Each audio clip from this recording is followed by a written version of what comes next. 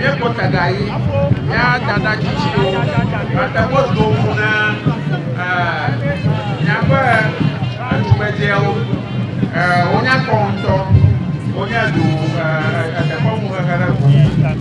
dia bebang amal tokero onya dong apa somiwa ya kan Amerika baru kata buka playba musino playba sabo oh kita malah kata bahwa kami ada zaman ni gaya apa dia dah pernah ngomong dia dah pernah sini dua ajimanola mutare ni hatu boro benami atuga dia nak belah kaya gaya atau apa dia dah pernah topi dia dah pernah kaki dua hana yewa jiwa yewa mereka la sawa takapa maka yewa mchimo o milion la to ni apa to pada zaman ni tidak kono toki ya tupo afya yo kata no to gadung song ding di amayo di mana asan wa ukuru kata dia tak kono apa asan semuanya la ke Putani makomino songi ni bahasa Indonesia ala bagi aku pembinya di desa itu belang benar orang ada berikan doa putri api abaduna neta sore oleh bangun sesama moga global dua boy tanguna yo dodo musa si